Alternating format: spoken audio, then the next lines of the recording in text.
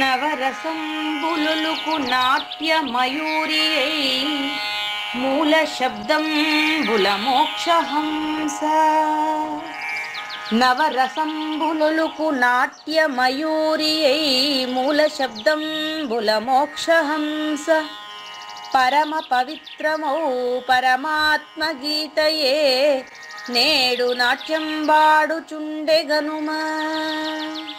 పరమ పవిత్రమౌ పరమాత్మ గీతయే నేడు నాట్యం వాడుచుండెగనుమ. మునిరతనార్యులు మోదిల్లు శిష్యుండు, మునిరతనార్యులు మోదిల్లు శిష్యుండు సహజాచలుని కంఠ శబ్దరీతి. అజ్ఞానతిమిరంబులంతంబుజేయ అనాదిబోధను వినుము ఆర్యులార. అజ్ఞానతిమిరంబులంతంబుజేయ అనాదిబోధను వినుము ఆర్యులార. వినుము ఆర్యులార. తెలిపే జ్ఞానేశ్వరుల్ గీతం దివ్యరీతి. తెలిపే జ్ఞానేశ్వరుల్ గీతం దివ్యరీతి. ఆణిముత్యమీ గ్రంథము అచలులార. ఆణిముత్యమీ గ్రంథము అచలులార. ఆదరించిరి గీతను అచల ఋషులు గురుని వాక్కుగా గ్రహించి గురుతుగనుడు. ఆదరించిరి గీతను అచల ఋషులు గురుని వాక్కుగా గ్రహించి గురుతుగనుడు. హరి ఓం శ్రీ గురుభ్యో నమః. ఓం నమో భగవతే వాసుదేవాయ. ఓం నమో నారాయణాయ. ఓం నమః శివాయ.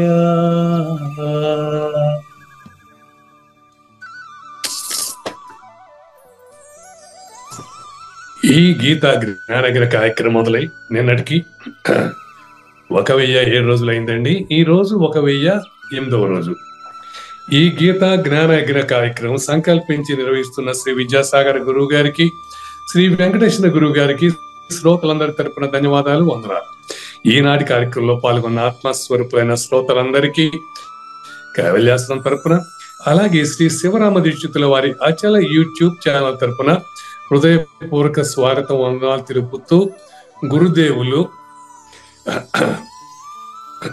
గురుదేవులు సహజాచల రాజయోగి శ్రీ పూజారి వెంకటేశ్వర గురువు గారి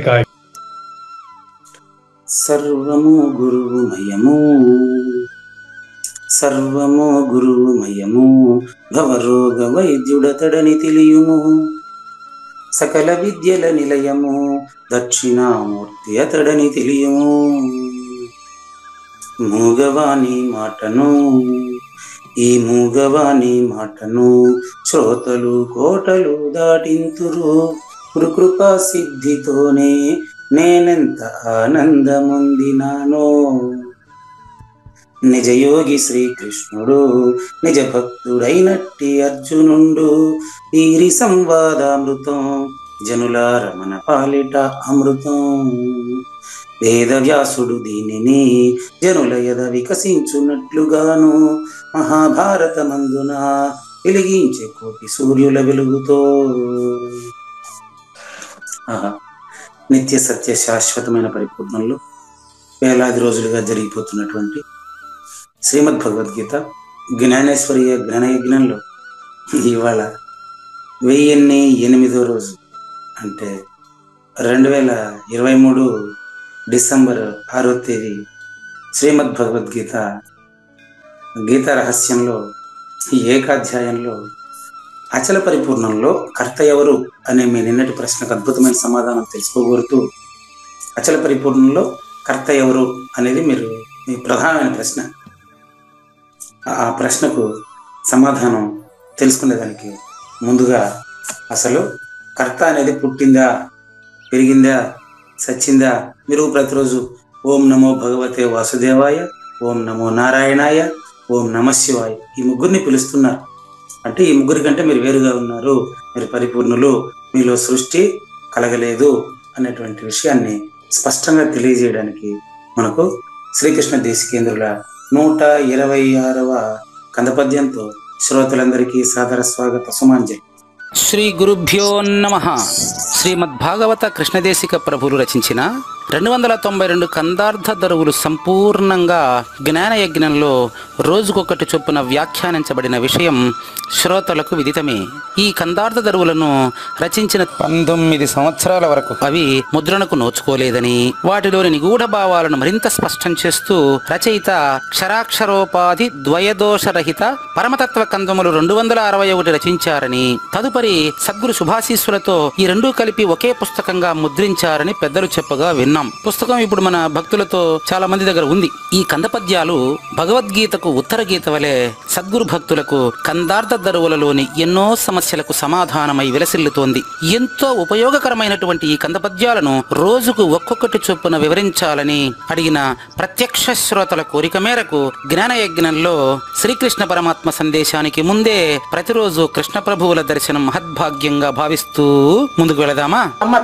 పుట్టింది గిట్టు జ్ఞానము, పుట్టెననుచు కృష్ణమూర్తి పురుహూతజుడవు, అట్టి తన ముద్దు మరిదికి గట్టిగా వినజెప్పె నిందు కలతే మోయి. ఇందులో ఏమాత్రం నీకు కలత అవసరం లేదు నాయన. కొంచెం మనం జాగ్రత్తగా గమనిస్తే నిన్నటి కావూరి నాగేశ్వర ప్రసాద్ గారి ప్రశ్నకు ఈరోజు కృష్ణ ప్రభువులు అలాగే శ్రీకృష్ణ పరమాత్మ జ్ఞానేశ్వరి అద్భుతమైన ఆన్సర్ ఇవ్వబోతున్నారు. దానికి ముందుగా జ్ఞానం పుట్టిందా లేదా అనేది కావాలి. జ్ఞానం పుట్టిందా లేదా మీ భావన చెప్పండి. జ్ఞానం పుట్టేదే, తనకు తానుగా పుట్టింది ఎవరన్నా పుట్టించారా? లేదు, తనకు తానుగా పుట్టింది. ఎస్. కాబట్టి తనకు తానుగా పుట్టుకొని అది నన్ను వచ్చి కారణం అడిగితే నేను నెట్ట చెప్పమంటావు చెప్పు. జ్ఞానం తనకు తానుగా పుట్టింది. జ్ఞానం వచ్చి మళ్ళీ ఏం చేసింది తెలుసా? చూడు, తనకు తానుగా పుట్టిందని మీరే అన్నారు. అన్నాను కానీ అది అంతవరకు నిర్ధారణ చేసుకోవాలి. అవుతుంది, ఇప్పుడు అవుతుంది, మీతోనే అవుతుంది. జ్ఞానం తనకు తానుగా పుట్టింది అంటే ప్రపంచము జ్ఞానము వలన తెలియబడుతున్నది అని అర్థం. అవును అవును అవునని ఆయన ప్రపంచంలో ఉన్నాడు కదా, ఉన్నాడు. కాబట్టి జ్ఞానము ప్రపంచం వలన తెలియబడతా ఉంది ఈ వైపు నుంచి. అవును, నాగేశ్వర ప్రసాద్ వైపు నుంచి జ్ఞానము ప్రపంచం వలన తెలియబడతా ఉంది. ప్రపంచం మూడోది. అవును గురుగారు. ఇప్పుడు ప్రపంచం వైపు నుంచి చూద్దాం, సృష్టికర్త వైపు నుంచి చూద్దాం.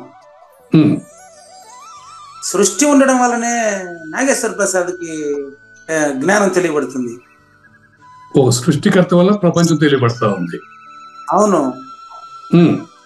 సృష్టికర్త ఎవరు ఎంక్వైరీ చేస్తే వాడు కూడా ఈడే ఉన్నాడు. నాగేశ్వర ప్రసాద్ అయినటువంటి మూడో వాళ్ళలోనే వాడు కూడా ఉన్నాడు. ఎవరో సృష్టికర్త కూడా వీళ్ళలోనే కనిపిస్తా ఉన్నాడు, బయట కనపడట్లేదే. సింపుల్ గా ముగిస్తానండి. సృష్టిలో లేని ఈ సృష్టిలో మ్యాన్ మేడ్ మొదటి మానవ నిర్మిత పదార్థము కుండ. మనకు చరిత్రకు అందుతున్నంత వరకు మొదటి మానవ నిర్మిత పదార్థం కుండ. కొండకు కర్త కొమ్మరి అవుతాడా, మట్టి అవుతాడా? కొమ్మరికి కర్త మట్టి, కొమ్మరే కర్త. మట్టికి కర్త ఉంటాడండి, మట్టి కర్త ఉంటాడు, కానీ కొండ కావడానికి కర్త మాత్రం కొమ్మరే. అక్కడ మనం గ్రీస్ లో కాలేసి జారి పడిపోతా ఉంటాం. కొండ కావడానికి కుమ్మరి కారణమని కావూరి నాగేశ్వర ప్రసాద్ ఎంత స్పష్టంగా చెప్తున్నాడో. కానీ మట్టికి కుమ్మరి కారణం కాదు. ఓకే, అది కూడా ఒప్పుకున్నా.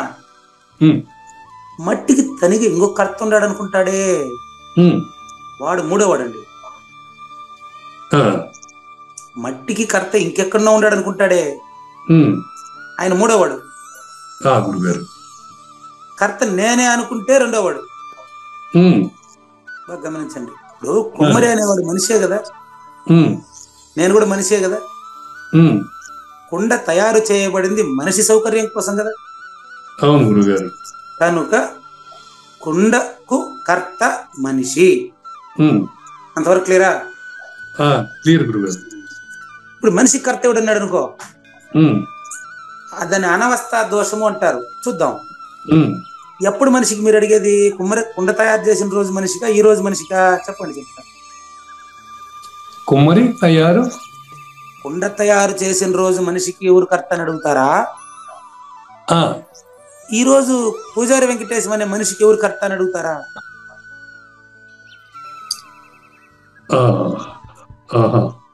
ఉమ్, అడిగితే ఉమ్, కుండ తయారు చేసిన రోజు మనిషి పూజారి వెంకటేశం పంచభూతాత్మక సంఘాతమే. అవును, పంచభూత సంఘాతమే. ఓకే గురుగారు. ఉమ్, ఆ రోజైనా ఈ రోజైనా జ్ఞానానికి మనిషి కర్తగా భ్రమించుతున్నాడు. ఉమ్, కనుకనే తనకంటే ఇతరమైన వస్తువుని కోరుతున్నాడు. ఉమ్, అంటే తనకైనా ఇతరమైన వస్తువు ఉందనుకుంటేనే కదా కోరతాడు. అవును గురుగారు. నువ్వే ఆకాశ స్వరూపం అయిపోతే అందరి దగ్గర ఉండేటువంటి ఆహారం తింటా ఉండదు. అందరి నోళ్ళలో తినేది నువ్వే కదయ్యా. అది కరెక్టే, కానీ పంచభూత సంఘాతంతో కుమ్మరిని చేసింది ఎవరు? అదే కదా ఇప్పుడు చెప్తాండి. ఇదే ఉమ్, ఇప్పుడు సద్గురు సుబ్రహ్మణ్యం దగ్గర ఏదో పండగ సందర్భంగా 1000 మంది పైన పోయినారు గురుగారు. కాళహస్తి సద్గురు సుబ్రహ్మణ్యం గారి దగ్గర. ఆ, ముందు వాళ్ళందరికీ టీలు కాఫీలు ఇవ్వండి అంటాడు. ఆ, ఒక ఆయన తెచ్చి మీరు తాగండి గురువు గారు అంటే, ఉమ్, వారు ఇంతమందిలో తాగుతాడది నేనే కదరా, కొత్తగా నన్ను తాగమంటావు ఏంది అంటాడు.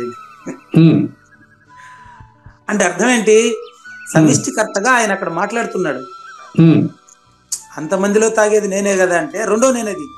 ఉమ్, మొదటి నేను టీలు కాఫీలు తాగదు. ఆ, అది ఆ, ఎందుకంటే ఈ రెండు నేనులకి దాంట్లో మూలం లేదు. ఆ, ప్రపంచానికి, ప్రపంచంలో ఉండే మనిషికి, కుండకి, ఈ మూటికి సంబంధం. ఉమ్, కుండ ఎందుకు తయారు చేయబడింది? మనిషి సౌకర్యం కోసం, పరిపూర్ణ సౌకర్యం కోసం కాదు.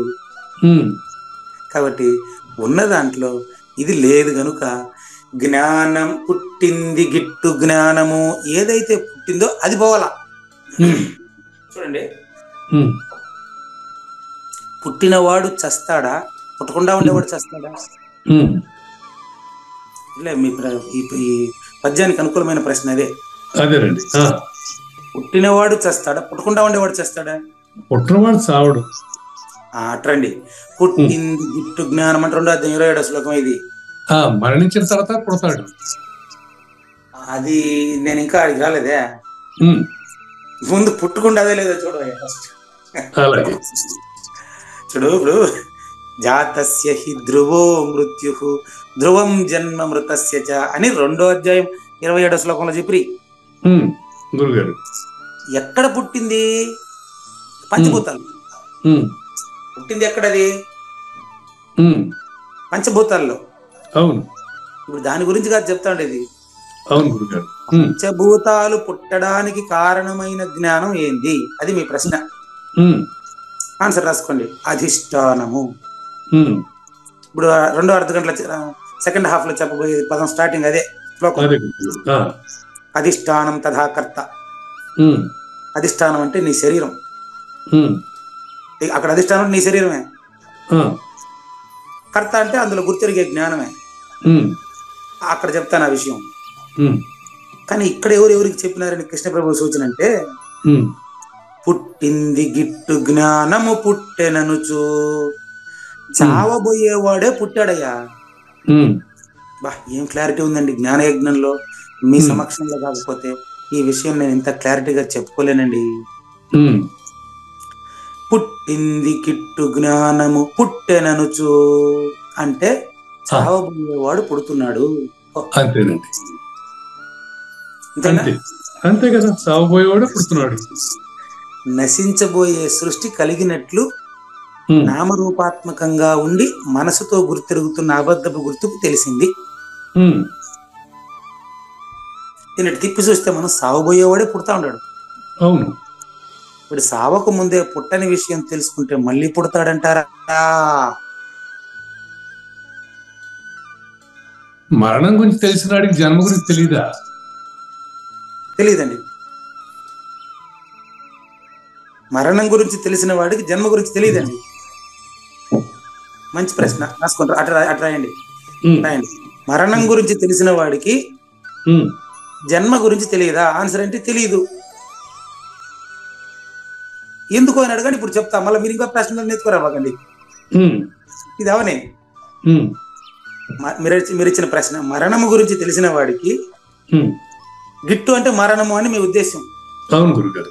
ఉమ్, నా ఉద్దేశంలో ఆ వైపు నుంచి, నా వైపు నుంచి అది కాదు. ఉమ్, పుట్టింది అంటే జననము అని మీ ఉద్దేశం. ఆ గురుగారు. పుట్టింది గిట్టు, చావబోయేవాడే పుట్టాడని చెప్పాను మీకు. ఉమ్, అందుకని మీరేం చేశారు? మరణం గురించి తెలిసిన వాడికి పుట్టుక గురించి తెలియదా అన్నారు. తెలీదు అన్నాను. ఉమ్, తెలిసింటే మీరెందుకు జ్ఞానయజ్ఞంలోకి వస్తారు? మేకనర్ దయానంద స్వామి ఎందుకు ఎత్తుకొని పోతారు? మరి అట్లాంటప్పుడు మరి పుట్టలేదని ఎట్లా ఎస్టాబ్లిష్ చేస్తాం? మళ్ళీ చేద్దాం, అది మళ్ళీ చేద్దాం. నేను మీ ప్రశ్నని చూసుకోండి ఫస్ట్, ఆన్సర్ మళ్ళీ చూద్దాం. ఉమ్, అది మళ్ళీ మనం చేసేది కాదు. అది ఉమ్, అది ఒక మన ఇద్దరు కలిపి తయారు చేసే వస్తువు కాదు అది. ఆ గురుగారు.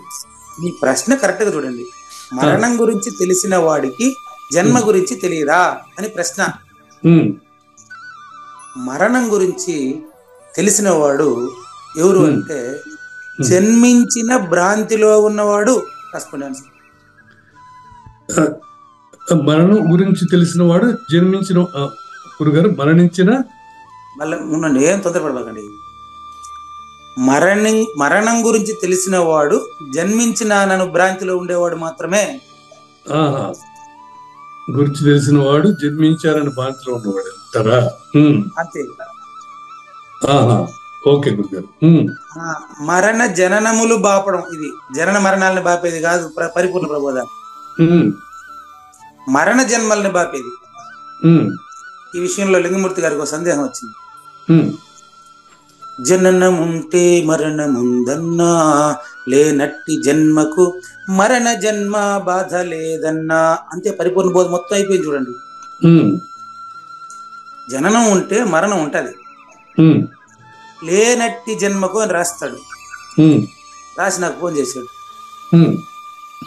పూజారి వెంకటేశం గారు, ఇది ఒకసారి ఆలోచించండి. ఆయనకు తెలియక కాదు, నాకు తెలియజేసేదానికి. మరణ జన్మ బాధ లేదన్నా అంటే లయ బాగుంటుంది, మరి ఇటు పెట్టమంటారా వద్దా అని అడిగినాడు. నన్ను అడిగేది ఏందయ్యా బాబు, నువ్వు పాట రాసినావో?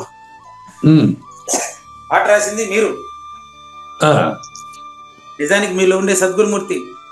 పాట ఎవరు రాసినా కొంతమంది కన్ఫర్మ్ చేయాలి కదా. అంతే, అంటే ఊరికే కన్ఫర్మేషన్ కోసం వచ్చారా? యాక్సెప్టబిలిటీ ఉండాలి కదా దానికి. ఏదో రాస్తాం పాట, యాక్సెప్టబిలిటీ లేకపోతే ఎవడంటాడు? అంతే అంతే అంతే. కాబట్టి అయ్యా చక్కగా రాశారండి. జననం ఉంటే మరణం ఉందన్నా, లేనట్టి జన్మకు అంటే జన్మ లేదని లింగమూర్తిలోనే నిర్ధారణ అయిపోయింది గురుగారు. ఇంకా మళ్ళీ మరణ జన్మ లేక మరల జన్మ ఏదైనా పెట్టుకోండి. మరి మరణం అనేది లేనట్టే కదా ఆయనకి. ఆడ పదం చూసుకోండి, పరిపూర్ణ దర్శనంలో ఉందనుకుంటా ఈ పాట. జననం ఉంటే మరణం ఉంది, జాతస్య హి ధ్రువ మృత్యు. అదేమైతే ధ్రువం జన్మ మృతస్య చ, మళ్ళీ సచ్చినోడు పుడతాడు. అదేగా మరణానికి ముందే జన్మ లేదని తెలిస్తే, మరణానికి ముందు లేనట్టి జన్మకు ఆ పదం ఉంది కదా, లేనట్టి జన్మకు మరి మళ్ళీ మరణ జన్మ బాధలు ఉంటాయా? తెలిస్తేనే ఉండకుండా పోతాయి గురుగారు, అది ఎట్లా సాధ్యం? ఏమండి? కేవలం తెలియటం వల్లనే లేకుండా పోతుంది జన్మ. రాసుకోండి, అది కూడా రాయండి. ఉమ్, అక్కడ ఆగండి. ఉమ్, మరణము లేనిదని తెలియడం వలన కాదండి, ఉమ్, జననము లేనిదని తెలియడం వలన జన్మ కర్మల ముడి వీడుతుందా మీ ప్రశ్న. ఉమ్, పట్టుకోండి, బాగా గమనించండి. జన్మ లేనిదని సద్గురుముఖంగా తెలియడం వలన మాత్రమే ఇది వీడుతుందా అంటే చూద్దాం, ఉమ్, ఉమ్, ఆన్సర్ చూద్దాం. ఉమ్, మీరు చిన్నప్పుడు కథల్లో ఉమ్, మీ తాత మీకు కథ చెప్పేటప్పుడు ఉమ్, ఉమ్, మీకేం చెప్పేవారంటే, ఉమ్, ఆకాశంలో ఆడ చుక్కలు, మంచం చుక్కలు అవి ఉన్నాయి చూడు, కోడి పిల్లలు అని చూపించేవాడు. గురుగారు.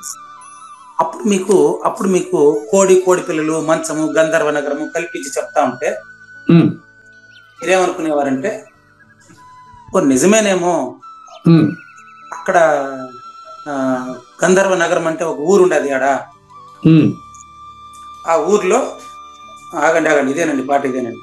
ఉమ్, ఆ ఊర్లో ఆకాశంలో కనిపిస్తుంది కదా చుక్కలు, ఆ చుక్కలను చూపించి మనకు కథ చెప్పేవాడు తాత.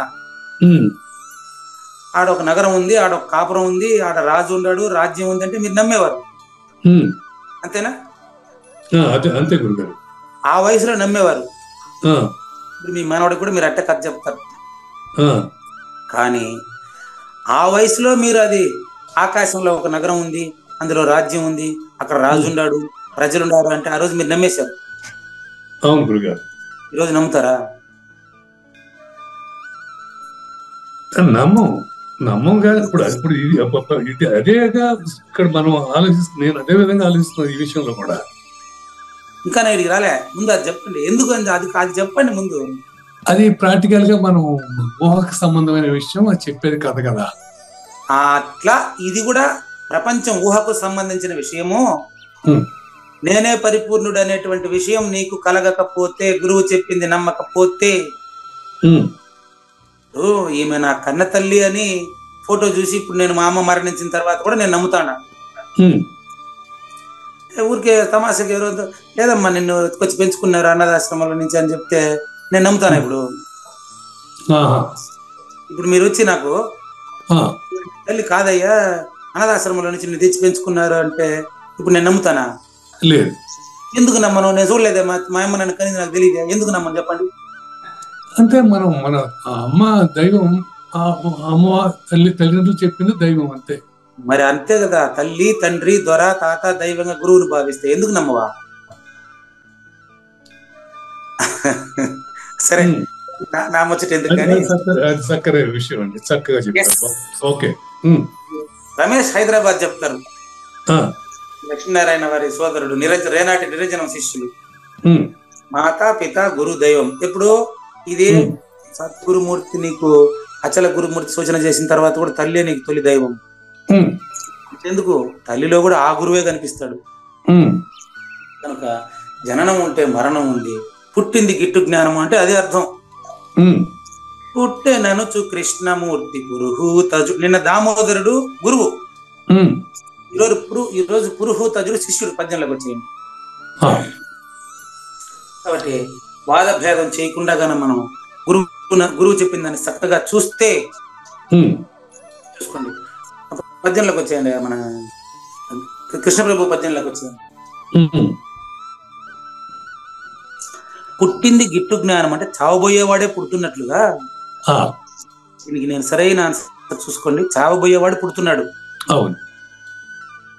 ప్రశ్న లేని స్థితికి అచల పరిపూర్ణుడుగా గుర్తిరగబోయేవాడే నా దగ్గర ప్రశ్నిస్తున్నాడు. అయ్యా తానే అచల పరిపూర్ణుడని, తన నిజస్వరూపం అచలమని తెలుసుకోవాల్సిన కావూరి నాగేశ్వర ప్రసాదే నా దగ్గర మాట్లాడుతున్నారు. కాబట్టి నీకు సందేహం తొలగడానికే సందేహం గురించి ప్రశ్నించావు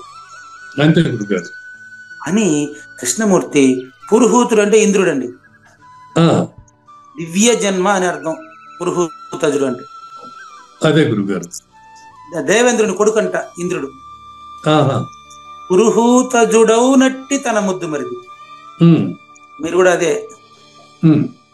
మీరు కూడా దైవాంశ సంభూతులు కనుకనే మనకు ఏ సంబంధం లేకపోయినా, రక్త సంబంధం లేదు, బంధు సంబంధం లేదు, కుల సంబంధం లేదు, మత సంబంధం లేదు, కేవలం జ్ఞాన సంబంధం అండి. అంతేనా? అంటే దీన్ని బట్టి ప్రపంచం ఉంది కనుక తెలియబడుతుందా? కాదండి, కాదండి. Very good. మీరు ఇంకా ఆడి నుంచి దిగనే లేదు. సంతోషం, చాలా సంతోషం. చూడండి, ప్రపంచం ఉంది కనుక తెలియబడటం కాదండి. ఉమ్, ప్రపంచాన్ని నువ్వు నమ్ముతున్నావు కాబట్టి తెలియబడతా ఉంది. ఓ, ప్రపంచం ఉందని నమ్ముతున్నావు కనుక తెలియబడుతుంది. కళ ఉంది కాబట్టి కళ కనబడుతుంది నీ దగ్గర. నువ్వు కన్నావు అంటే కాబట్టి అది ఉందా? అది కరెక్ట్. దీన్ని బట్టి ఏది ఉందని భావిస్తే అది ఉన్నట్టు, ఏది లేదని భావిస్తే అది లేనట్టు అనుకోవాలా? అది యద్భావం తద్భవతి. రైటు, మీరు చెప్పిన రైటు. ప్రపంచ జ్ఞానం వరకు రైటు. ఆ, అందులో అనుకునేవాడు లేడు, ఉండే దాంట్లో. అది మళ్ళీ చూద్దాం. అది గురుగారు. ఓకే, బాగుంది, బాగుంది. వెరీ చక్కగా గుడ్, చెప్పారు. ఆ, వెరీ గుడ్. యద్భావం తద్భవతి ఉమ్, అంటే మీరు నేను ముందంతా ఉదాహరణ వెనకంబడి పోయేవాళ్ళు. ఉమ్. ఇప్పుడు ఎన్ని ఉదాహరణలు చెప్పినట్టుకి మీరు ఆ స్థితిలో అదే సూచన కోసం ఎదురు చూస్తున్నారు. ఆ ప్రపంచంలోనే ఉంటున్నా నేను. కరెక్ట్. మీ స్థాయికి రావడం కష్టం అప్పుడప్పుడే. నా స్థాయికి రావడం కష్టం, కానీ మీరు నా స్థాయిలోనే ఉండేది. అది లేదు, ఎంత మాత్రం కాదు గురుగారు, సహజం కాదు. చెప్పండి. ఇప్పుడు చెప్తాను. ఇప్పుడు కావూరి నాగేశ్వర ప్రసాద్ ఎవరని ఇప్పుడు చెప్తా. ఓకే గురుగారు. చంద్రిక కోసం ఎదురు చూసే చకోర పక్షి కావూరి నాగేశ్వర ప్రసాద్. ఇప్పుడు అదేం కాదు గురుగారు, చెప్పండి. ఉదాహరణ, చంద్రిక కోసం ఎదురు చూసే చంద్రుడు అంటే అది ఎగ్జాంపుల్ అంతే. కవి సమయం ఇది. చాతక పక్షి వర్షం కోసం ఎదురు చూస్తుందంట, బయట నీళ్ళు తాగదంట అది. కానీ వర్షం పడితే తడిసిపోతుంది కదా, నీళ్ళు తాగేది అందించేది. అట్లా మీరు ఎన్ని ఉదాహరణలు చెప్పినా ఇంకా మీరు ఉదాహరణ వెనకాల రారు. నాకు అర్థమైపోయింది బాగా. ముందంతా ఉదాహరణ వెనకంబడిపోయేవాళ్ళు, ఇప్పుడు పరిపూర్ణ సూచన కోసం ఎదురు చూస్తున్నారు. అంటే మీరు ఇది వింటూ ఏముంది గురుగారు, ప్రశ్నలు అడగడం ఏముంది, ఎవడైనా అడుగుతాడు, ఏముంది కానీ చెప్పండి గురుగారు. కాబట్టి కృష్ణమూర్తి అంటే సద్గురుమూర్తి ఎవరికి చెబుతున్నాడంటే దైవాంశ సంభూతునికి చెబుతున్నాడని అర్థం. పురుహూతుడు అంటే ఇంద్రుడు. పురుహూతుడు, ఇంద్రుడు, ఇంద్రుడు. ఓకే, అర్థమైంది మీ క్వశ్చన్ మార్క్. దాని అర్థం చెప్పండి అని. పురుహూతుడు అంటే ఏం చెప్పుకునే మీ అర్థం అది. పౌరోహిత్యులు అంటే బ్రాహ్మణులు. బ్రాహ్మణులు యజ్ఞం చేసేటప్పుడు ఓం ఇంద్రాయ స్వాహ, కేశవాయ స్వాహ, మాధవాయ స్వాహ, నారాయణ స్వాహ, గోవిందాయ నమః అంటారు. అప్పుడు ముందుగా దేవతల రాజు దేవేంద్రుడికి స్వాహ చెప్తాడు, సృష్టికర్తకి. అది ఈ పుస్తకాలు ఎతకబాకండి, నేను ఈ పదంలో ఉండే అర్థం చెప్తాను మీకు. కరెక్ట్ గురుగారు, చెప్పింది కరెక్ట్. పురుహూతుడు అంటే పురోహితుల ద్వారా యజ్ఞములు, భౌతిక యజ్ఞము ద్వారా ఎవరిని ప్రార్థిస్తున్నారు? సృష్టికర్తని. ఆ సృష్టికర్తకి కొడుకే నువ్వు. నీకు చెప్తా ఉండేదే కృష్ణ పరమాత్మ, సద్గురువు. పోనీ ఆ పురోహితుడు ఎవరి చేత అయితే, పురోహితుడి చేత ఎవరైతే పొగడబడుతున్నాడో వాడే సృష్టికర్త. వాడు మీరు. ఆ పురోహిత మీ బిడ్డ నేను. గురుగారు అంతే కదా, గురు శిష్యులు తల్లి బిడ్డలాగల కదండి. అంతే అంతే అంతే గురుగారు. అట్లా పురుహూతుడు అంటే దేవేంద్రుని కొడుకు అర్జునుడు అని ఇతిహాసం అది. కాబట్టి పురుహూతుడైన ముద్దు మరిదికి తనకు ఇష్టమైనటువంటి కావూరి నాగేశ్వర ప్రసాద్ కి పూజారి వెంకటేశ్వర చెప్తున్నాడు అని అనుకోండి. బాగుంది, చక్కగా చెప్పారు. ఓకే, గట్టిగా విన చెప్పాను. ఎంత స్పష్టంగా చెప్పిండంటే, అయ్యా మరణించబోయేవాడే మళ్ళీ పుడుతున్నాడు. అవును. కానీ మరణానికి ముందే జన్మలేదని తెలిసిన వాడు పుడతాడా అంటే పుట్టే జ్ఞానం వాటిలో పోయింది. వేపిన గింజ మొలకెత్తుతుందా? లేదు. కానీ కలకేమోయి. అవును. గట్టిగా విన చెప్పడం అంటే సౌండ్ ఎక్కువ పెట్టి చెప్పడమా? అంతేనండి. అంటే మీరు అన్నట్టు విత్తనం మాడిపోతే అదేం మొలకెత్తదు కదా. ఇప్పుడు గట్టిగా విన చెప్పడం అంటే మంచి ఉదాహరణ చెప్పడం అని అర్థం. అంతే. మీకు అర్థమయ్యే ఉదాహరణ చెప్పడం అని అర్థం. అంతే. అంతేలేండి. గట్టిగా సౌండ్ ఎక్కువ పెట్టడం. సౌండ్ ఎక్కువ పెట్టడం కాదు. అంత స్పష్టంగా సద్గురు చెప్పినాక ఇంకా నీకు డౌట్ ఎందుకు వస్తుందయ్యా అని అర్థం. అంతేలేండి. ఇప్పుడు విత్తనం మాడినాక మొలకెత్తది అనేది ఎంత ఎటుంటాడికైనా చక్కగా అర్థం కావాలిగా. ఇట్లా ఓ కావూరి నాగేశ్వర ప్రసాద్ గారు, నశించబోయేటువంటి భ్రాంతే నీకు కలిగిందయ్యా. జనన మరణ భ్రాంతి నశించడానికే మానవ జన్మలో నీకు కలిగింది. ఎట్ట పుట్టావని. మరి నువ్వు పుట్టనే లేదనేటువంటి విషయం సద్గురుమూర్తి ద్వారా విచారణ ద్వారా నువ్వు తెలుసుకుంటే, ఆహా, అనవసరంగా జ్ఞానానికి జన్మ కలిగింది కదయ్యా. నిన్న జ్ఞానానికి జన్మ కలిగిందా? ఈరోజు నిన్న దామోదరుడు జ్ఞానానికి జన్మ కలిగిందా? జ్ఞానమునకు జన్మమొకటి కలిగే గదోయి నిన్న చెప్పింది దామోదరుడు. అశరీరుడు ఈరోజు కూడా ఆయన చెప్తాండి. ఇది ఎవరికి? కావూరి నాగేశ్వర ప్రసాద్ గారికి.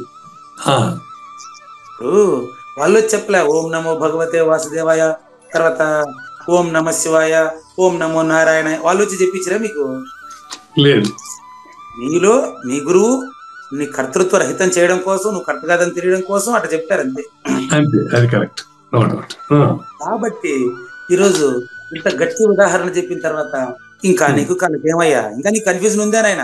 అది అట్లా ఏమయ్యా, ఇంకా నీకు కన్ఫ్యూజన్ ఉందా?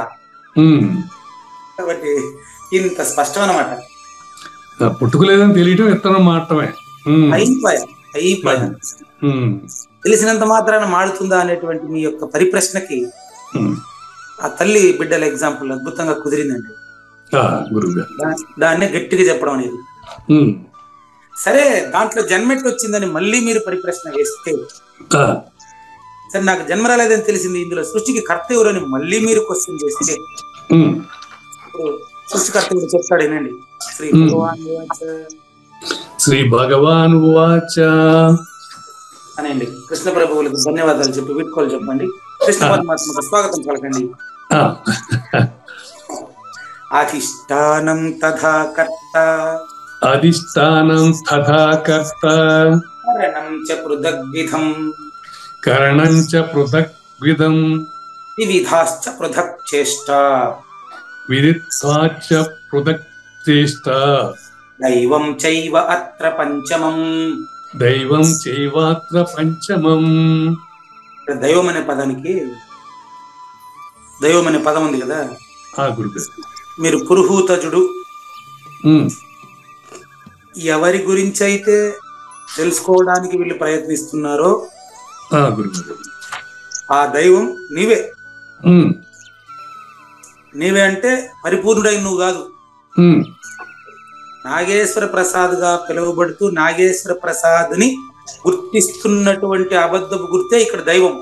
అది రెండో నేను దైవం, దానికి మూలం లేదు. ఆ రెండో నేను మూడో నేనులో ఎలా పనిచేస్తుందో తెలియజేసే శ్లోకం ఇది. రెండో నేను మూడో నేనులో ఎలా పనిచేస్తుందో తెలుసుకుంటే మొదటి నేను మిగులుతుంది. మళ్ళీ అది వస్తుందే కాదు, అందులో ఇది లేదని తెలుస్తుంది. చెప్పంటారా? మూడవ నేను వల్ల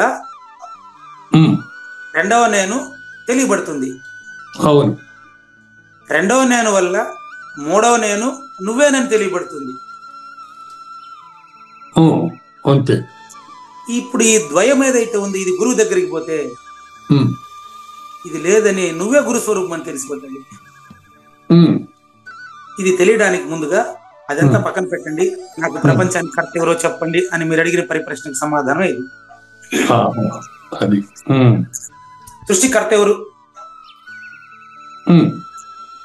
నాకు పరిపూర్ణం ఉంది సరే, సృష్టి లేదు సరే, మరి ఎవరు కర్త? అవును. మీ ప్రశ్న గట్టిగా పట్టుకున్నా నేను. అంటే అదే గురుగారు, నేను సృష్టించుకోలేను కదా గురుగారు, అట్లా సాధ్యం? ఎవరో సాధ్యం? నన్ను నేను పుట్టించుకోగలనా? ఎవరో తల్లిదండ్రుల పుడతాను, అంతే కదా. కానీ పుట్టినాననే భ్రాంతికి మాత్రం భ్రాంతి చెందుతున్నవాడే కారణం. అదే యద్భావం తద్భవతి. అభావం యద్భావం తద్భవతి, నిర్భావం పరిపూర్ణం. నిర్భావం గాడినద్రే, ఇంకంతే. మావులే అంతే. నిద్రపోయిన వాడు లేస్తాడు గురువు గారు. ఎప్పుడు ఆ నిద్రలో మీరుండేట్టుగా ఎప్పుడు ఉండేవాడు మీరు. అంతే గురుగారు, అది పట్టుకోవాల్సింది అది. అది పట్టుకోవాలా అంటే చెప్పాల్సింది అంతేలేండి. పట్టుకోవాలా, అది పట్టుకోవాల్సింది. అది పట్టుకోవాల్సింది గురుగారు.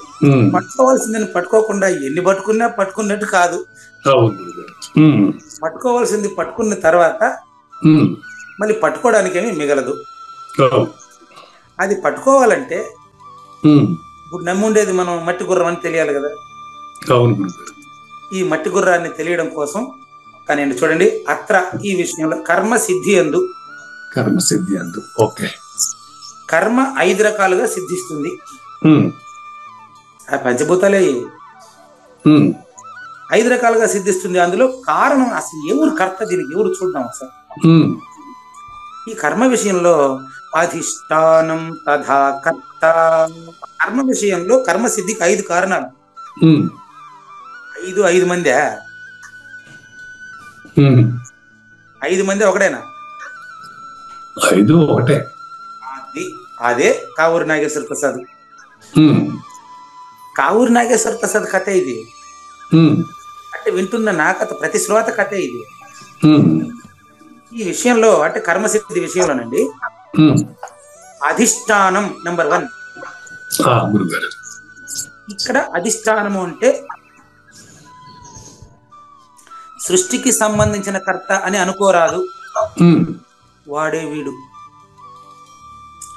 సృష్టికి సంబంధించిన కర్తే ఇందులో గుర్తెరుగుతా ఉండే కావూరి నాగేశ్వర ప్రసాద్ కూడా 2 ఒకటే. కాబట్టి ఇక్కడ అధిష్టానం అనే పదానికి అర్థం చెప్తాను. కర్మలకు ఆశ్రయమైనది అధిష్టానము. అది వ్యష్టిలో అయితే నాగేశ్వర ప్రసాద్, సృష్టిలో అయితే సృష్టికర్త. అంటే మీరు చెప్పింది కర్మ చేసిన వాడే కర్త అన్నట్టు కాదా? మీరు చెప్పిన కూడా అదే చెప్పాల్సిందే. అంతే గురుగారు. అయితే అక్కడ రహస్యం కూడా చెప్పేస్తా. కర్మ చేసిన వాళ్ళంతా కర్త కాదు. కర్మ చేస్తున్నానని భావించి చేసిన వాడు మాత్రమే కర్త. ఏమి కొట్టారండి డైలాగ్ మీరు. కర్మ చేశానని భావించి కర్తగా భావించిన వాడు కర్తగానే. అక్కడ కర్త లేకపోతే దాని పేరు కార్యము అంటారు. అది పరిపూర్ణుడు చేసేది, పరిపూర్ణుడి ద్వారా జరిగేది. అది కర్త లేనప్పుడు అది కార్యం. కర్మ ఉండదు అక్కడ. కర్మ ఉండదు, కర్త ఉండదు. కర్మలకు ఆశ్రయమైనది అధిష్టానము అంటే ఆకాశం. ఇక్కడ శరీరమే. అంతే గురుగారు. విచారణలో శరీరమే. అంతే గురుగారు. దీనికి ఏందయ్యా అధిష్టానం అంటే, అధిష్టాన చేతన బ్రహ్మ, పరబ్రహ్మ, కల్లెడుపు, కాశ్మాలం దండిగా చెప్పి పుస్తకాలు రాసి ఉంటే మీరు మాకు శరీరమే కర్త అంటారు ఏంది అని అడగబోతాను నన్ను. 772 పుస్తకం శ్రీమద్ భగవద్గీత, జైదాల్ గోయంకాది గీతా ప్రెస్ గోరఖ్పూర్ వాళ్ళది, పేజీ నెంబర్ 377, 14వ శ్లోకం, 18వ అధ్యాయం కింద దానికి 1 అనేసి దాని కింద బ్రాకెట్లు ఇచ్చినారు, చూసుకోవచ్చు వాళ్ళే. కర్మలకు ఆశ్రయమైనది అధిష్టానం అంటారు. అంటే శరీరము. కర్మే శరీరం. కర్మే శరీరం. అవునా? అంతే. తల్లిదండ్రుల రతి కర్మే కదా శరీరం. అదే కర్తతో కూడిన కర్మే శరీరం. ఇంకా క్లియర్ అండి. లేకపోతే ఆ శరీరం అది మీరు ఇక్కడే పట్టేశారండి. లేదు మీరు చెప్తున్నది నేను చెప్తున్నాను. ఇప్పుడు తల్లిదండ్రుల రతి కర్మను కూడా కార్యం చేశారు మీరు. నిజానికి వాళ్ళిద్దరూ ఒకరి మీద ఒకరు ఇష్టపడి పెళ్లి చేసుకున్నారు. కానీ ఇప్పుడు మీరు జన్మ రద్దు చేసుకుని వాళ్ళిద్దరిది శోభనం చేశారు. ఇప్పుడు మీరు తల్లి అదే మాతా ధన్యం పితా ధన్యం అంటారే, ఇదేనంటారు.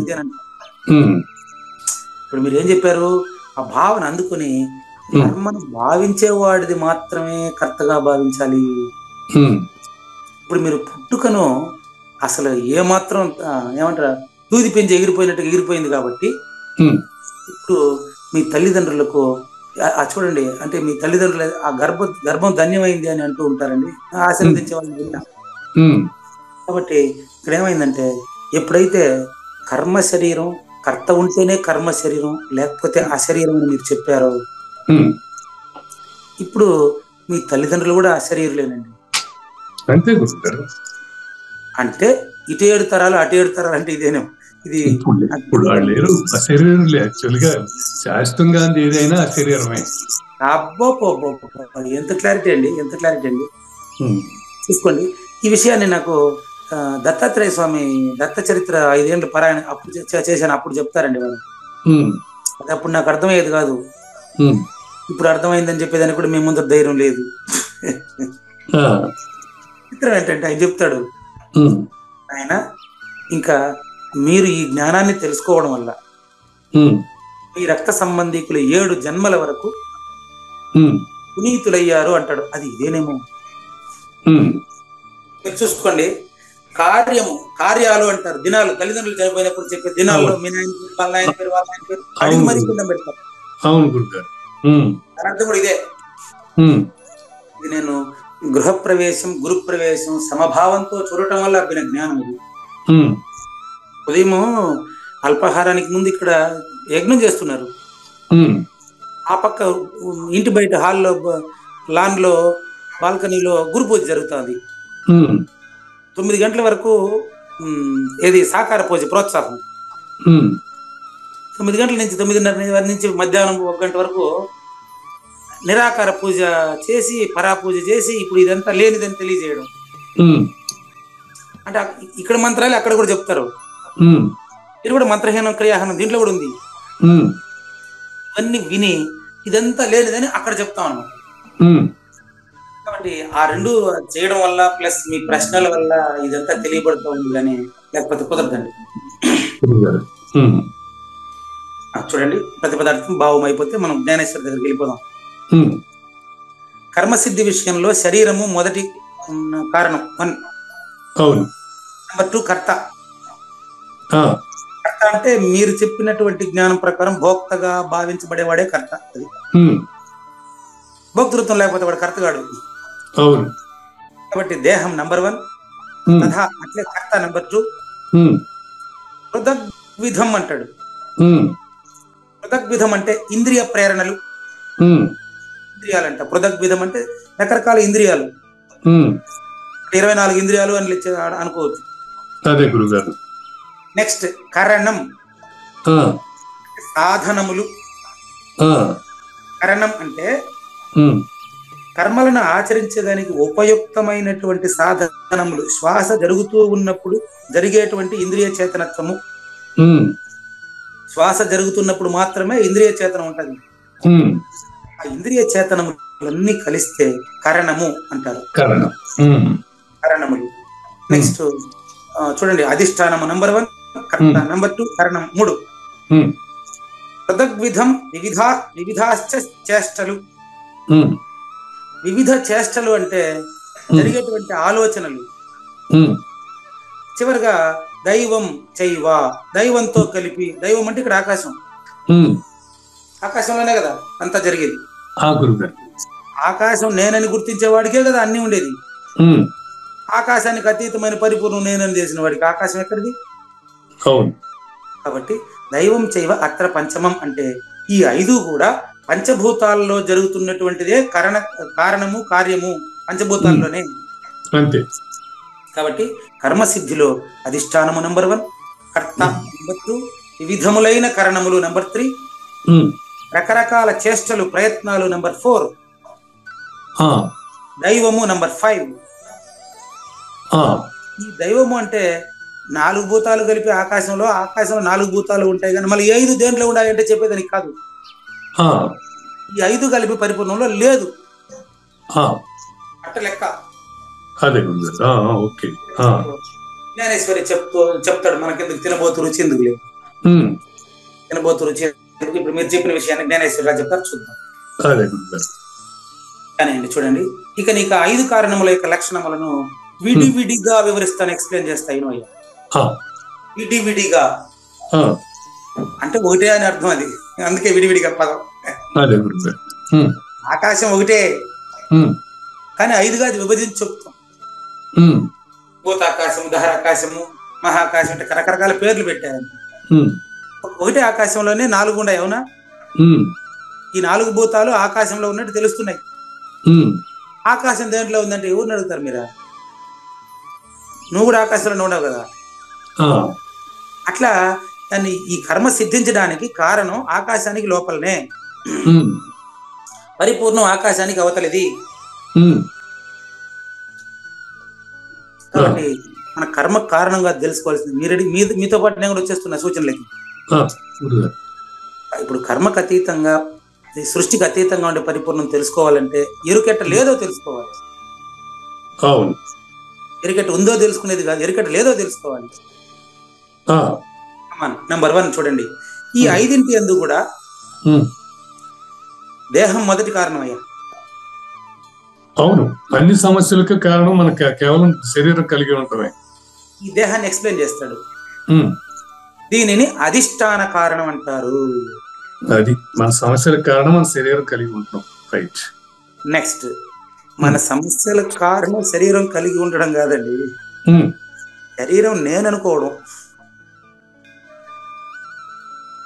శరీరం ఉన్నప్పుడు నేననే ఫీలింగ్ ఉంటది కదా. ఆ నేను పరిపూర్ణం కాదు. అంటే రమణ మహర్షుల స్థితిలో మనం ఎక్కడ ఉండలేంగా.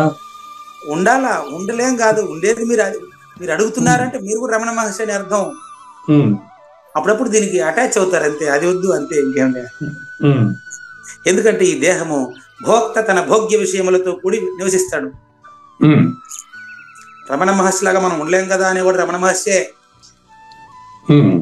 ఆయన పేరు నేను ఎత్తలే. అంటే మీకు రమణ మహర్షి లాగా ఉండడం ఇష్టమే కదా. ఇష్టమే. అట్ట ఉండే ఇష్టపడేవాడు అదే, వాడే, అందరూ అదే అయి ఉండారు. కానీ ఇంద్రియాలు రాత్రింబగుళ్ళు కష్టపడతా ఉన్నాయి, దాన్ని పట్టించుకోబాకు. వాటి ద్వారా ప్రకృతి బలముచే లభించే సుఖ దుఃఖాలు అనుభవించేదానికి పురుషుని వద్ద ఈ దేహం తప్ప వేరే ఏ స్థానము లేదు. దేహమే కర్త, దేహమే కర్త, దేహమే కర్త. అంటే దేహంలో ఉండే రెండో నేను కర్త. పరిపూర్ణం కాదు, నువ్వు పరిపూర్ణుడివి. ఏమో మిమ్మల్ని చూసి నాకు కూడా సూచన అప్పుడప్పుడు వచ్చేసింది. సృష్టికర్త ఎవడు, సృష్టికర్త ఎవడు అంటే భావించేవాడయ్యా. యద్భావం తద్భావం మీరే చెప్పారు ఇంతక. అవును, శరీరమే కర్త, కర్మ అన్ని. కాబట్టి దేహము అధిష్టానం అంటారండి. సృష్టికి ప్రకృతి అధిష్టానం అండి, అందులో పురుషుడే అధిష్టానం అండి. మళ్ళీ ఇద్దరిని వేరు చేసి చూపించమని నన్ను అడగబాకండి. అర్ధనారీశ్వరం అది. ఒకవేళ కైలాసంలో చూపిస్తానంటే నేను అడ్రస్ అడుగుతాను, అక్కడ వాళ్ళు అది విషయం గుర్తుపెట్టుకుంటారు. కాబట్టి ఈ శరీరము 24 తత్వములు ఒకటిగా కలిసి ఉండేటువంటి నివాస గృహముగా జ్ఞాతకు తెలియబడుతుంది. బంధమోక్షములనే జంజాటం పరిష్కారం కూడా ఈ జ్ఞాతలోనే జరగాలి. అది మానవ జన్మలో జరగాలి, ఏ జన్మలో కుదరలేదు. మానవ జన్మలో జరగాలి. ఎందుకంటే జాగ్రత్త, స్వప్న, సుషుప్తులు అనే 3 అవస్థలు ఉంటాయి. ఇందులో జాగ్రత్త అనే అవస్థలోనే జరగాలి. అది కూడా స్వప్నంలోనో సుషుప్తిలోనో జరుగుతుందే లేదు. కాబట్టి ఈ యొక్క 3 అవస్థలకి శరీరం కారణం. కాబట్టి ఓ కావూరి నాగేశ్వర ప్రసాద్ గారు, అధిష్టానము అంటే దేహము. Number 1 over. నంబర్ 2 కర్త. చూసుకోండి, కర్మకు గల రెండవ కారణం కర్త. ఇప్పుడు కర్తలో ఆ దేహం కూడా ఉంటాడు, చూసుకోండి. ఒక దాంట్లో ఒకటి లింక్ ఇది. ఈ కర్తను చైతన్యమునకు ప్రతిబింబము అంటారు. సరిపోయినా? జడము 3వ నేను, చైతన్యం 2వ నేను అని చెప్పాను. అది కర్త చైతన్యం. అయిపోయి సరిపోయినా? క్లియర్. ఈ 2 నువ్వు కాదయ్యా, నువ్వు పరిపూర్ణుడు. అక్కడి నుంచి చూడు. మేకా నిర్భయానంద స్వామి నీకు చెప్తా ఉండేది ఏంటంటే, నువ్వు ఈ 2 కాదయ్యా, నువ్వు బయట నుంచి చూడు. నువ్వు బయట నుంచి చూడు ఇప్పుడు దీన్ని. అది కృష్ణ, నువ్వు దేనికి బయట నుంచి చెప్పేదే? ఆకాశానికి బయట నుంచి చూడవయ్యా. ఆకాశంలోనే వర్షం, తడిసేవాడు కూడా ఆకాశంలోనే ఉన్నాడు. అంతేనా? అవునండి. నువ్వు ఆకాశానికి బయట వాడివి. ఊరుకో. నువ్వు కావూరి నాగేశ్వర ప్రసాద్ ఏంటి? కావూరి నాగేశ్వర ప్రసాద్ పుట్టేవాడు పోయేవాడయ్యా. నువ్వు ఆకాశానికి బయట ఉండేవాడయ్యా. నీ నిజ రూపం అచలమయ్యా నాయన. కాబట్టి ఆకాశం జలాన్ని వర్షింపజేస్తుంది. జలం వల్ల భూమి పైన చెరువులు, దాంతో పాటు నాగేశ్వర ప్రసాద్, పూజ వెంకటేశ్వర వచ్చారు. అవును. మళ్ళీ అదే చెరువులో ఆకాశం కనిపిస్తుంది. ఆకాశంలో ఉండే సూర్యుడు అదే చెరువులో కనిపిస్తాడు. సూర్యుడు ఉండేది ఆకాశంలో, చెరువు ఉండేది ఆకాశంలో, కనిపించేది ఆకాశంలో, చూసేవాడు ఆకాశంలో. నువ్వు ఆకాశానికి బయట ఉండేవాడు నాయన. అదే అధిష్టానం ఉంటేనే కర్త ఉంటుంది. అంటే శరీరం ఉంటేనే కర్త ఉంటుంది, అశరీరంలో కర్త ఉండడు. అదే పరిపూర్ణుడు, అదే నువ్వు. అదేనండి. ఎంత క్లారిటీ చూడు. ఒకప్పుడు నిద్రలో రాజు తనను తాను మనిషి బిచ్చగాడు అనుకుంటాడు. వాడు నిజంగా రాజే, కళ్ళ ఉండేవాడు బిచ్చగాడు. అప్పుడు అతడు స్వప్నంలో తన దరిద్రుడు అయిపోయిన అనుభవిస్తాడు వాడు. అంతే గురుగారు. అట్లా సరిగ్గా ఇదే విధంగా చైతన్యం కూడా తన ఆత్మస్వరూపము మరపుకు రావడం వల్ల, కావూరు నాగేశ్వర ప్రసాద్లో ఉండే పరిపూర్ణుడు తనను మర్చిపోవడం వల్ల, అందువల్ల అతనికి ఇప్పుడు దేహ ఆభాస జనించును, పుట్టింది గిట్టు జ్ఞానం అని పురుహూతజుడు చెప్పాడు. అదేనండి. దేహ ఆభాస అంటే ఏం తెలుసా? భాష అంటే కనిపించుట, అవును. ఆభాస అంటే లేకనే ఉన్నట్లు కనిపించుట. ఓహో, భాష అంటే లేకనే ఉండడు కనపడతావా? ఓకే గురుగారు. రెండో వాడికే మూడోది కనపడుతుంది, మొదటి వాడికి 2, 3 లేవు. భాష అంటే లేనిది ఉన్నట్టు కనపడతాం. ఓకే. పరిపూర్ణుడికి ఏం కనపడదే, కానీ అతనికి కనపడినా ఇబ్బంది లేదే గురుగారు. అది అటు పిమ్మట చైతన్యము దేహాభిమానం వలన అనేక రకాలుగా నాట్యం చేస్తుందండి ఈ పూజారి వెంకటేశ్వర అనే దేహం. గురువు అంటది, శిష్యుడు అంటది, నాకు శిష్యులు అంటది, నాకు ఇంతమంది శిష్యులు ఉండారు, నాకు 2000 మంది శిష్యులు ఉండారు, ఏ పీఠంలో పోయి నన్ను పూజిస్తే. ఎంత పూజారి వెంకటేశ్వర భావనలండి. ఈ శిష్యులందరూ శరీరానికి, ఈ గురువు కూడా శరీరానికే. అంతే. నాకు ఇంతమంది శిష్యులు ఉన్నారంటే వీడు కూడా అదే. ఇప్పుడు ఈ రోజు తగిలించుకునే శరీరానికే కదా గురుగారు. గురువు గాని శిష్యుడు గాని శరీరాన్ని తగిలించుకునే అంతే. నువ్వు గురువు కాదు, శిష్యుడు కాదు, నువ్వు అదే. కాబట్టి దేనికి ఆత్మస్వరూపమును గురించిన మరుపు కలుగుట వలన జీవుడు అనే పేరు వచ్చిందో అది పరిపూర్ణుడే. అంతే. అన్ని విషయములందును దేహంతో పాటు ఉండాలని ఎవడు ప్రతిజ్ఞ చేసిన వాడే ఉంటాడో వాడే అజ్ఞాని. ఎవడు భ్రమపడి ప్రకృతి వల్ల జరుగుతుండే విషయాలంతా నేను చేస్తున్నా అనుకుంటా ఉన్నాడో. వచ్చేసిందా ఆన్సరా? చాలా క్లారిటీ కూడా నిజంగా మీరు ఎట్లా బ్రహ్మాండంగా చెప్పారు. ప్రకృత్యైవచ కర్మాణి క్రియమానాని సర్వశః అహంకార విమూఢాత్మ కర్త అహమితి మన్యతే. 3వ అధ్యాయం 30, 29, 30. ఇప్పుడు వద్దులేదు, చూసుకోండి. ప్రకృతి వల్ల అన్ని పనులు జరుగుతూ ఈ జనన మరణాలంతా ప్రకృతిదిగా ఉంటే అనవసరంగా వీడు నేను పుట్టాను, నేను సచ్చాను, నేను సంపాదించాను, నేను పోగొట్టుకున్నాను, నాకు లాభం వచ్చింది, నాకు నష్టం వచ్చింది, రెండో నేను ఉంటేనే అవన్నీ.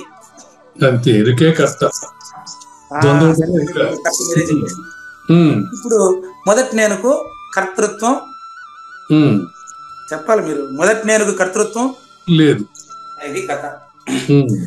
కాబట్టి ఎవరైతే ఈ జీవాత్మ పరిపూర్ణుడై ఉండి కూడా ఎవరైతే నేను కర్త అనుకున్నాడో వాడు ఈ ప్రకరణంలో కర్త. Number 2 over. చాలా బాగుంది. నెంబర్ 3 పృథగ్విధ కరణములు. పృథగ్విధ, కుండకు ఎన్నో కారణాలు ఉంటాయి. కుండ కారణం కాదు, అవునా? కుండకు మట్టి కారణం, కుమ్మరి కారణం, అవయవాలు కారణం, నీళ్లు కారణం, ఎండ కారణం, పంచభూతాలన్నీ కారణమే. కుండకి కారణం కాదు. కుండను కుండగా భావించేవాడికి కుండ కారణం. అవును. కాబట్టి సర్వ కారణాలని 3వ కారణంలో రద్దు చేద్దాం. ఏకస్వరూపంగా ఉంచే దృష్టి కనుబొమ్మల పైన ఉండే వెంట్రుకల వలన అరుగు వలె అంతటను పగిలి ఉండి కనిపించు రీతిన. బా, ఏం క్లారిటీ అండి. బాబా, దీని అర్థం ఏంటి తెలుసా? ఇప్పుడు కనుబొమ్మల పైన ఉండే వెంట్రుకలు ఏం రాసినారే అంటే అర్థం ఏంటంటే, జుట్టు ఇరబోసుకున్నప్పుడు అన్ని జుట్లలో నుంచి, అన్ని సందుల్లో నుంచి కనిపిస్తుంది ఒక వస్తువే. అరుగు అంటే ఒక తిన్నె ఉందండి. వెంట్రుకలు, అన్ని వెంట్రుకల సందుల్లో చూసినప్పటికీ తిన్నె ఒకటే. అవును గురుగారు. అట్లాగే ఇంకో ఎగ్జాంపుల్ చెప్తాను మీకు సులభంగా. ఇప్పుడు సింపుల్ గా ఉంచే అద్దాలు చుట్టూ 10 అద్దాలు పెడితే నీకు 10 మంది కనిపిస్తారు, నువ్వే ఒకటే ఉండేది మధ్యలో. కరెక్ట్. అట్లా అనవసరంగా ఈ చైతన్యం మా లేఖనే తనను తాను కల్పించుకొని నామరూపాలు కల్పించుకొని గుర్తెరుగుతూ ఉందండి. మూలమున ఇంట్లో వెలిగే ఒకే దీప ప్రకాశం బయట నుంచి భిన్న భిన్నముగా కిటికీల గుండా చూసినప్పుడు భిన్న భిన్నముగా కనిపిస్తాయి. అంతెందుకు సీరియల్ లైట్లో ఎన్నో రంగులు వస్తాయి, ఒక కరెంటే. అవును. ఒకే మనిషి శృంగారాది నవరసములతో క్రమంగా ఉల్లాసం పొందిన వాడైనప్పుడు వృత్తి భేదంచే నవ విధాలుగా బాసిల్లుతాడు. శృంగార, హాస్య, కరుణ, రౌద్ర, వీర, భయానక, బీభత్స, అద్భుత, శాంత నవరసాలుగా వీడిలోనే. నవరసాల గురించి చెబుతున్నటువంటి జ్ఞానేశ్వరికి ఏ రసము లేదని ప్రారంభంలోనే చెప్పాను. నవరసంబులకు నాట్యమయూరిగా గీతను తీర్చిదిద్దినటువంటి జ్ఞానేశ్వరికి ఏ రసము లేదు. ఆయన అరసం. అరసం అంటే అభ్యుదయ రచయితల సంఘం కాదు, రసానికి అతీతంగా ఉండేవాడని అర్థం. కాబట్టి బుద్ధికి జ్ఞానశక్తి ఏకస్వరూపము గలదే అయినప్పటికీ అన్ని చెవులు, కండ్లు మొదలైన 5 ఇంద్రియాల ద్వారా 5 రకాలుగా తెలుస్తా ఉంటుంది, కానీ అది ఒకటే. దీనిని పృథగ్విధకరణము అంటారు. Number 3 over. ఒకే మనసు 5 రకాలుగా గుర్తిరుగుతుంది. Number 3 over. నంబర్ 4 తూర్పు దిక్కు. నంబర్ 4 ఏంటి మనకు అంటే పృథక్ చేష్టలు. చేష్టలు నంబర్ 4. ఏం చేష్టలు? భిన్న భిన్నమైన చేష్టలు. తూర్పు నుంచి పడమర నుంచి ప్రవహించే ప్రవాహాలు సమ్మేళనం పొందినప్పుడు ఒక నీరైనా తూర్పు నీరు పడమర నీరు వేరు ఉంటాయి? లేదు, ఒకటే నీరు. సముద్రాలు వేరైన, నదులు వేరైనప్పటికీ సముద్రం ఒకటే. పంచభూతాలు వేరైనప్పటికీ ఆకాశం ఒకటే. కాబట్టి రకరకాలుగా ప్రాణాన్ని 5 రకాలుగా పంచీకరణలోను 96 రకాలుగా వర్ణించినప్పుడు ప్రాణమే 14 రకాలుగా వర్ణిస్తారు వాయువుని. గురుగారు ప్రాణ, అపాన, వ్యాన, ఉదాన, సమాన 5. నాగ, కృకుర, దేవదత్త, ధనుంజయ ఇట్లా వర్ణిస్తారు. ఒకే ఆకాశం అన్ని రకాలుగా గుర్తు ఎరగబడుతుంది తప్ప ఆకాశానికి అతీతంగా ఉండే పరిపూర్ణం ఏ గుర్తు ఎరగదు. అదే నువ్వు. అదే గురుగారు. ఈరోజు మనం అధిష్టానము, కర్త, వివిధ రకాలైన కారణాలనే 3 అంశాలను గురించి తెలుసుకున్నామండి. 4, 5 రేపు తెలుసుకుంటామండి. లేనిది లేదు లేదు, ఉన్నది లేకపోవుట లేదయ్యా, ఈ గొప్ప మర్మమంతా నీ వలన తేటగా తెలిసినయ్యా.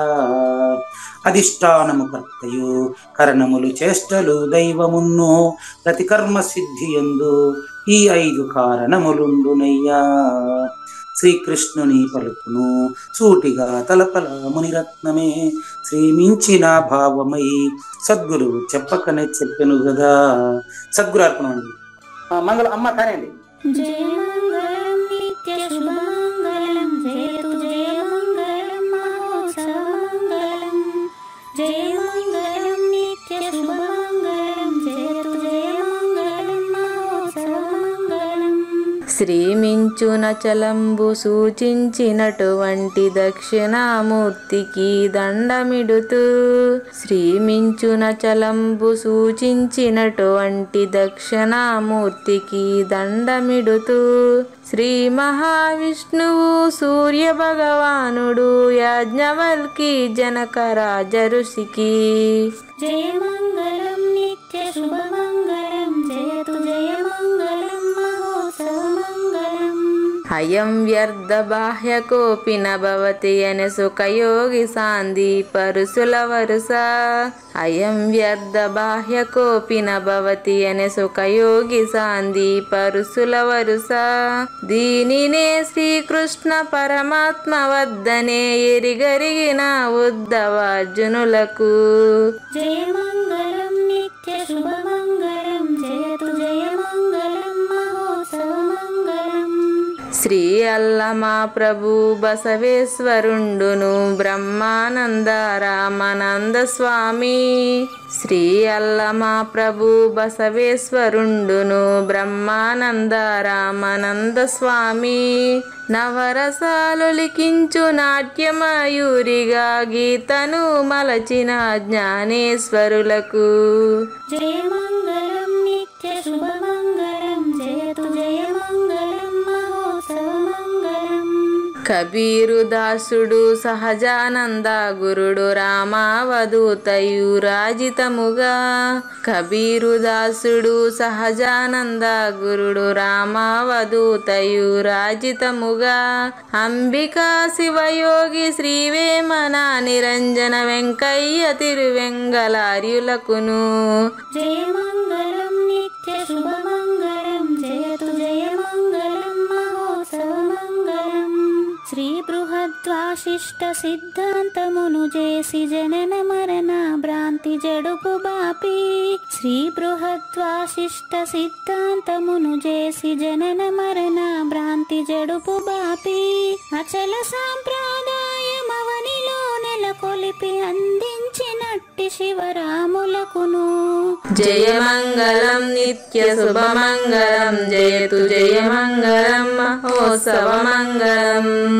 మెప్పైన బోధల తిప్పలు బాపిన అప్పయ్య మంత్రియు అచల గురులు. మెప్పైన బోధల తిప్పలు బాపిన అప్పయ్య మంత్రియు అచల గురులు. పరశురామ సీతారామ స్వామి ప్రభులు నరసింహ యోగి గురువర్యులకును. జయమంగళం నిత్య శుభమంగళం జయతు జయమంగళం మహోత్సవమంగళం. కంద కందార్థముల నందించి బృందముకు రంది పాపిన కృష్ణ ప్రభువునకును. కంద కందార్థముల నందించి బృందముకు రంది బాపిన కృష్ణ ప్రభువునకును. పలుకులా కందనిది పరబయలు ఇది అని పలికిన ఫీల్కాన లక్ష్మణునకు. జయమంగళం నిత్య శుభమంగళం జయతు జయమంగళం మహోత్సవమంగళం. ఫీల్కాన లక్ష్మణుల ప్రియ శిష్యవర్యుండు అవధూతయని పేరావనియందు. ఫీల్కాన లక్ష్మణుల ప్రియ శిష్యవర్యుండు అవధూతయని పేరావనియందు. పాఠాలు నేర్పించి పీఠాలు ఏర్పరచి శంఖబాపిన వెంకటేశ్వర అవధూతకు. జయమంగళం నిత్య శుభమంగళం జయతు జయమంగళం మహోత్సవమంగళం. బట్టబయలున ఎరుక పుట్టనే లేదని బాలాజీ సింగు ఈ కీలు తెలిపే. బట్టబయలున ఎరుక పుట్టనే లేదని బాలాజీ సింగు ఈ కీలు తెలిపే. మూలమూలేనట్టు ఎరుకేమి లేదని తెలియజెప్పిన మునిరత్నమార్యులకును. జయమంగళం నిత్య శుభమంగళం జయతు జయమంగళం మహోత్సవమంగళం. నరస్వప్నము వంటి సురస్వప్నమిది అని పరిపూర్ణ దర్శినిని ప్రకటపరచి. నరస్వప్నము వంటి సురస్వప్నమిది అని పరిపూర్ణ దర్శినిని ప్రకటపరచి. సహజాచల రాజయోగి సద్గురు కృపచే సాంప్రదాయక గురుల సరసన జేరే. జయమంగళం నిత్య శుభమంగళం జయతు జయమంగళం మహోత్సవమంగళం. నిష్కల్మషానంద నిజ గురుని శిష్యుండు లింగమూర్తి లిపిని పొందుపరచి. నిష్కల్మషానంద నిజ గురుని శిష్యుండు లింగమూర్తి లిపిని పొందుపరచి. కార్వేటి నగరము పురవాసుడైనట్టి పూజారి వెంకటేశునకంకితం విధి. జయమంగళం నిత్య శుభమంగళం జయతు జయమంగళం మహోత్సవమంగళం. జయమంగళం నిత్య శుభమంగళం జయతు జయమంగళం మహోత్సవమంగళం. జై సద్గురు ప్రభు మహారాజ్ కి జై. జై గురుదేవ్ అండి. శ్రోతలందరి తరఫున వెంకటేశ్వర గురువు గారికి ధన్యవాదాలు చెప్తూ శాంతి మంత్రం. పూర్ణమదః పూర్ణమిదం పూర్ణాత్ పూర్ణముదచ్యతే పూర్ణస్య పూర్ణమాదాయ పూర్ణమేవా అవశిష్యతే. ఓం తత్సత్. ఓం శాంతి శాంతి శాంతి. హరి ఓం. అశరీరం సర్వదా అస్తి శరీరం రహితం సదా అయమేవ సద్యో ముక్తిః అన్యథా భ్రమకారణో